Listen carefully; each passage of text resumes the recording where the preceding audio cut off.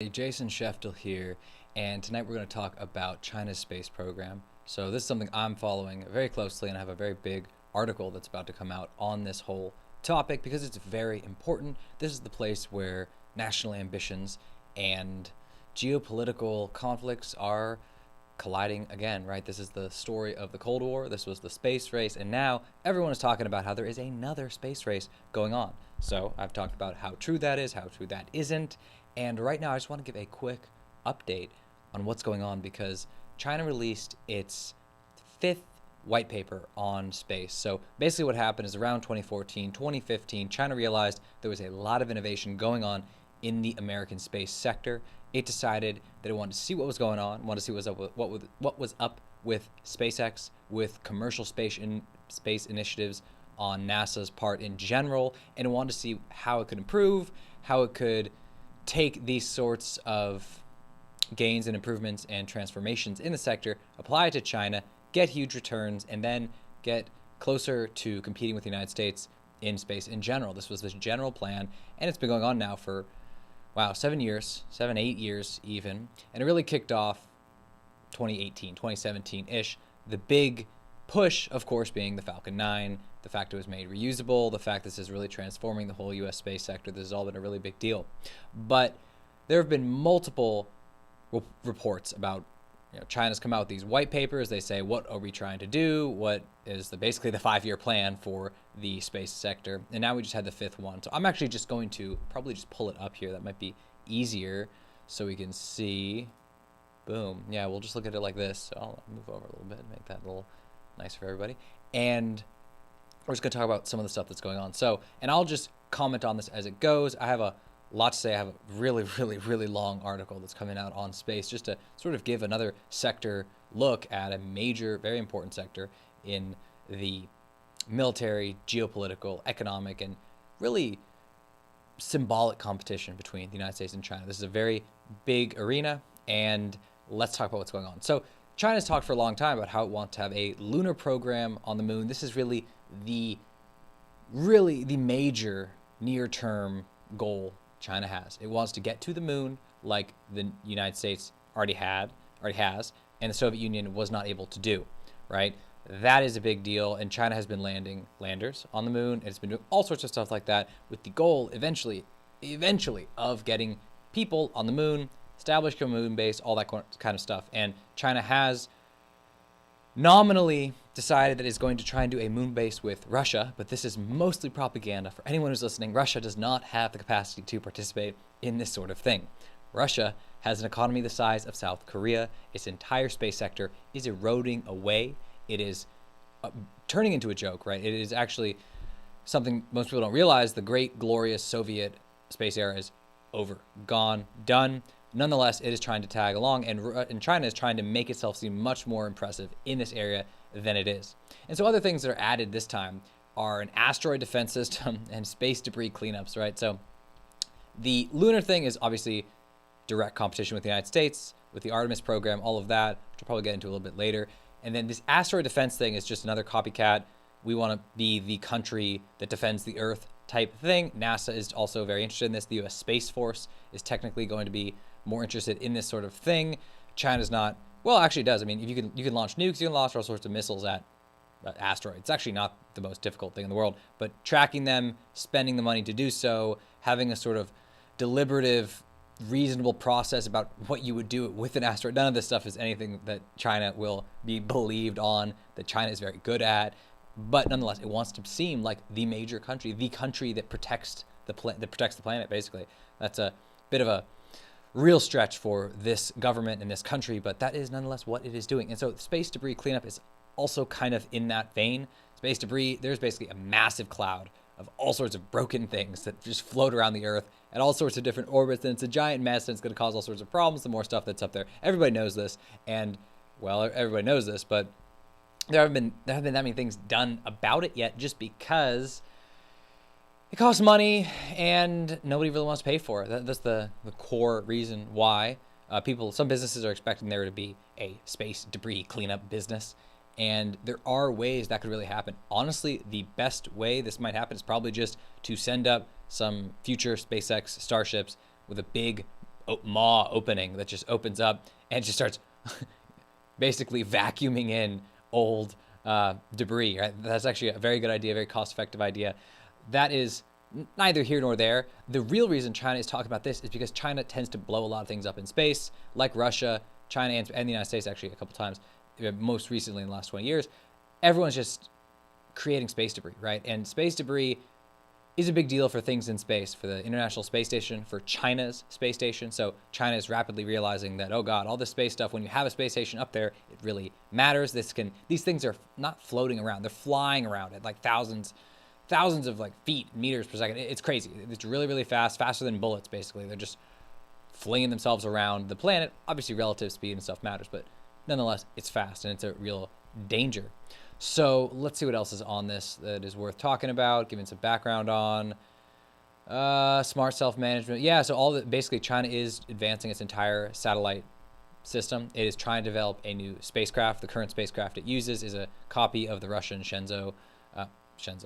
The Shenzhou is a copy of the Russian Soyuz spacecraft, and they've been trying for a while to get a new one. It is in the works, probably will come out in the next couple of years, although it will probably be pretty bunch of iterative sort of step. It's not a really big shift. Space mission extension vehicle. Yeah, so all sorts of satellites and other programs, there's more and more projects to extend their service life, right? So there are Northrop Grumman and other companies are basically creating spacecraft that will attach to other spacecraft and that will have their own propulsion and that will be able to move around and do all sorts of, basically extend the life of these spacecraft by giving them a new motor, engine, electronics, whatever it happens to be, new fuel. There's all sorts of things of this sort that are in the works. And as we go through this, you're trying to see that what China is really doing with a lot of these white papers is it is basically looking at what is going on in the rest of the world, particularly the United States, also Europe, and it is basically trying to make sure and tell the Chinese space sector that it needs to be doing the exact same thing, that China cannot not be in these same areas that the U.S. is sort of pushing towards in a more commercial manner. But although really there is a lot of NASA, a lot of Space Force, a lot of military stuff going on in the United States space enterprise, that is a real thing. But all this stuff, in orbit service, same kind of thing, maintenance, all that kind of thing, space mission extension, all that kind of stuff, that is very similar. That is basically what I've been talking about. What else? Yeah, then so there's a business focus. So here's the other thing. China wants its space program to be more self-sustaining. It wants it to be something that just doesn't cost endless amounts of money, right? This is also why China wants reusable rockets. You do not want to be sending up hundreds of satellites if each one costs tens of millions of dollars to do. It's so not worth it. There's a really big transformation going on in the space sector right now where you have reusable rockets and you have massive production lines for really large runs of satellites. And right, that's starting with low Earth orbit satellites, but increasingly it's going to be for all sorts of satellites because we're seeing a transformation of the industrial sector. So it's not just all these little small satellites, these cheap CubeSat, stuff like that. It is moving to become a bigger thing. And right, so one example is just that Maxar, which is a major satellite manufacturer, it is currently 3D printing, I think, a third of the components in a lot of its satellites. And this sort of thing, the stuff that allows for more mass production, more standardization of components and of processes and of satellite buses and all their other additions, this stuff is a big deal. The more you have more satellites, the more you get this industrial consolidation and basically the beginning of more real industrial processes. You also get to see that life is luxury, according to Equinox, for these ads. So just so people know, South China Morning Post is a very good publication in China, a surprisingly good publication. It's based in southern China. It was bought by Alibaba a few years ago. And now it's a very interesting combination of very good reporting and then like a weird touch of weird propaganda all the time, right? Because it's increasingly very hard to have honest, good reporting in China, but this publication is doing it to some extent in a lot of areas, but you get also really, really hilarious articles. I recommend anybody check this thing out because you'll see really good stuff and then you'll just see like, okay, that makes sense if you kind of listen to stuff I've put out and you kind of get a sense for what China's up to, what's really going on. It really makes sense. So let's continue. So the business side, right? So the paper constantly is talking about having a business focus for space, right? And this is another area where it's trying to copy the United States. China's space sector is 90+ 90+% a state enterprise, a state operation with state-owned organizations, state companies, state everything. It's state everything all the way down. And it's only very recently, as a result of SpaceX's innovations and all that, that China moved towards more of a commercial enterprise. But this is really not what it seems. It is not as commercial as it seems. That stuff is very not what the system looks like. So anyone who's interested, I'll let everybody know. And there's a much larger article about this that goes into more interesting detail about what's going on. But basically, the Chinese space enterprise is a state organization, a state system. It's very interconnected with the military. There's a deep connection between rockets that bring things to space and missiles which blow things up, including the fact that rockets, especially solid rockets, are basically just missiles that you could launch into space, and that's how you blow up other people's satellites, among other many other ways that China has to actually blow up and knock out and disrupt and dismantle many other people's satellites. So that's a real thing.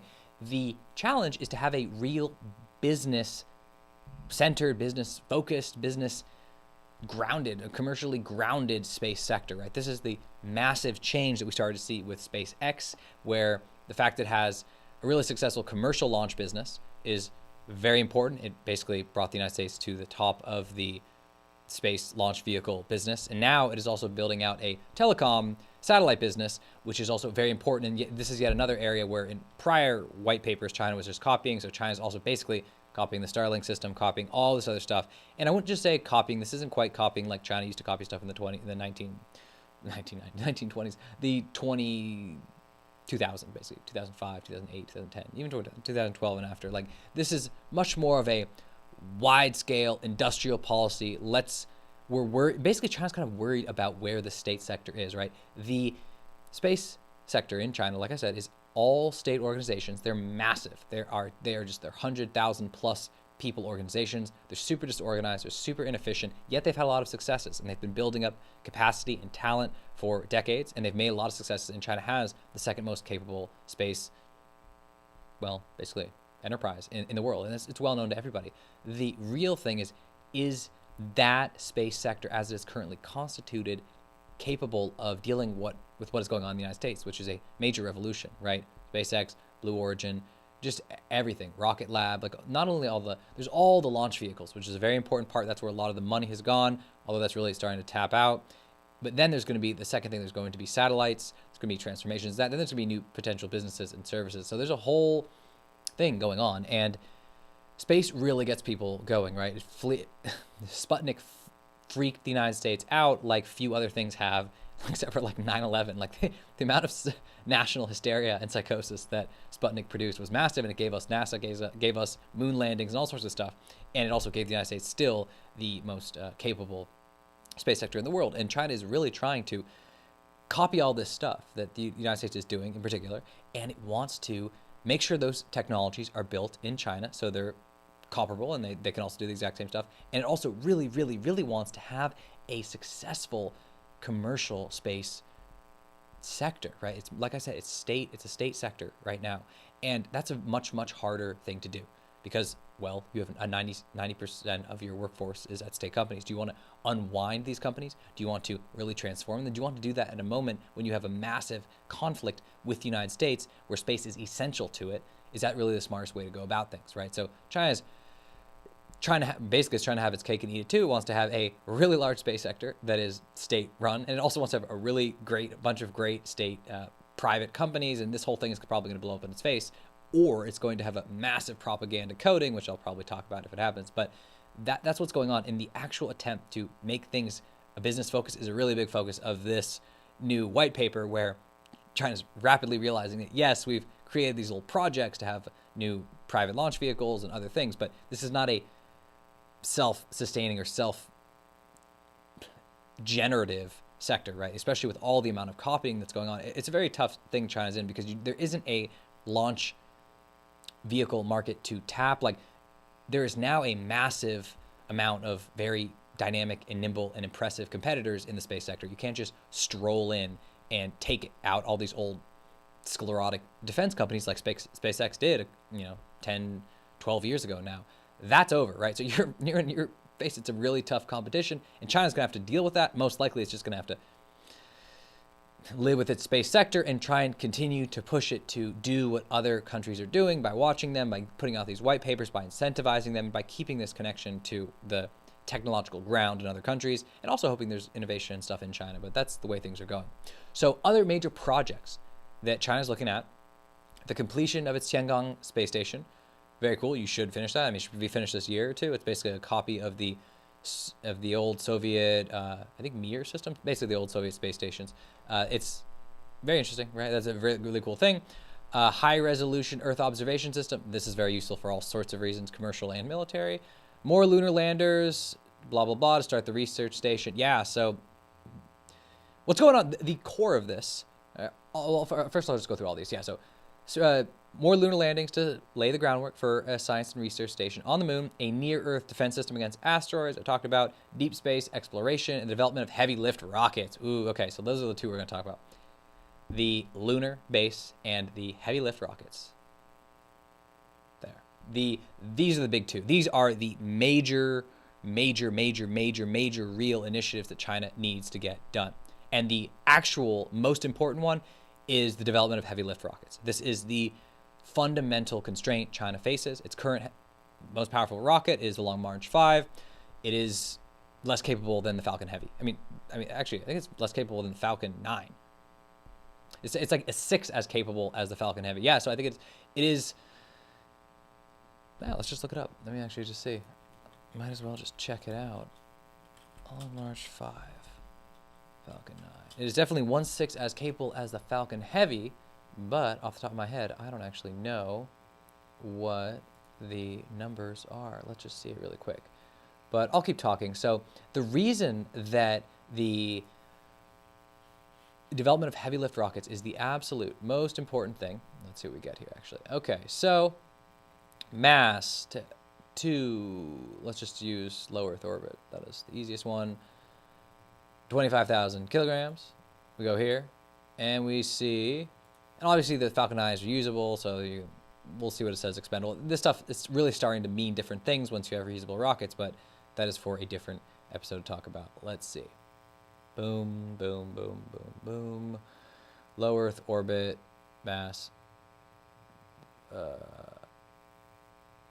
50, so 22, what was this one? A little bit more, 25, 22, 25, right? Yeah. Yeah, so the Long March 5 is about the same as basically the Falcon 9. It's a little bit stronger, a little bit more, it could carry a bit more payload. And I don't want to look at all the upper stages. I mean, the other things they tell you, right? It's more about the upper stage if you go to higher orbit. So we'll leave that aside.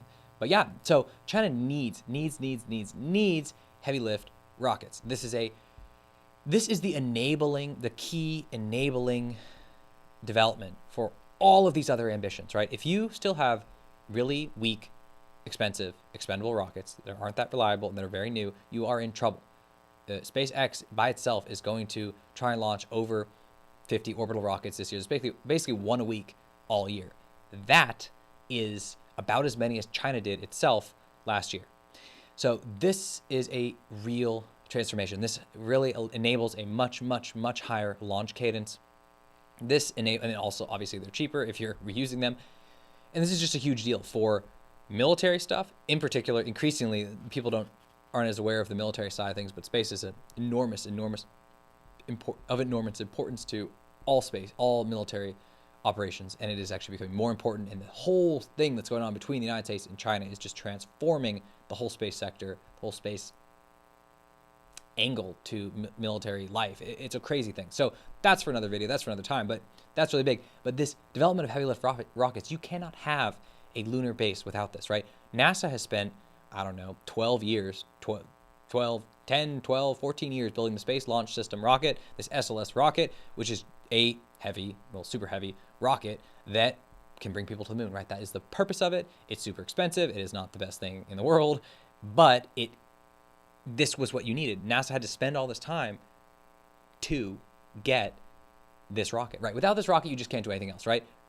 Well, before SpaceX, this was all they had. So they needed this rocket. They spent all this time because without the heavy lift rocket, you just can't have all this other stuff. You can't, in particular, have a lunar base. So this is the key thing. You also, all this stuff about anything else, doing all sorts of really advanced things in space, you're seeing a major step change in what's going on. And SpaceX is creating a super, well, not a super heavy, a super heavy lift rocket that is fully reusable. This is a terrifying thing to the Communist Party. It is a sign that the Chinese space program is actually very far behind, right? So this is the absolute key thing. The big article I actually wrote is about the Long March 9 rocket, which is supposed to be China's, basically, its future heavy lift rocket. It is the thing China will need. It is its key to the heavens, basically. And we'll see where it goes. People who are interested can check out that article. But this is the key thing, right? All this other stuff, without those rockets, it is futile. Futile, futile, futile. So people should be reading and learning about the Long March 9. They should see what's up with the Chinese space program. And that doesn't mean as much the commercial stuff. It means more the state stuff. All Chinese commercial rocket companies there, basically all doing either small or medium-sized vehicles, is going to take them a while to get to heavy lift stuff. And it's most likely they're going to do copies of the whole SpaceX route. It's like go the Falcon 9 to the Falcon Heavy, and that took years for SpaceX to do right. And it was, even Elon Musk said like they should just canceled it. And now they're moving to Starship. It is basically not the road you want to follow. You want to be doing something that is different, that is more like the Starship. You don't want to do it, triple stick sort of version of your Falcon 9. But that is probably what's going to happen. So the Long March 9 is the thing to watch. Then finally, let's just talk about this Russia thing. I'm going to not talk about this China-Russia thing. This China and Russia jointly launching the International Lunar Scientific Research Station plan, blah, blah, blah, long-term international scientific cooperation project. Oh my God. Don't buy this stuff. This is just garbage. It is not worth thinking about. Not useful, blah, blah, blah. Now we're just saying, okay, the rest of this is just a report about stuff China is up to. Check it out. That is the new Chinese space station. Very cool, very cool. It's cool. It is cool. I mean, the big change, the difference here between the United States and China is basically that the U.S. is going to have the International Space Station, which was originally, the story of the International Space Station is actually interesting. This used to be Ronald Reagan's Space Station Freedom. That didn't pan out. And then during the 90s, it was transformed into the International Space Station as a sign of global cooperation in space and U.S.-Russia cooperation after the end of the Cold War, blah, blah, blah. It is struggling now because cooperation is not as easy as it seems. The move on the U.S. side is actually to go entirely away from international cooperation to just have private American space stations. That's actually where things are going.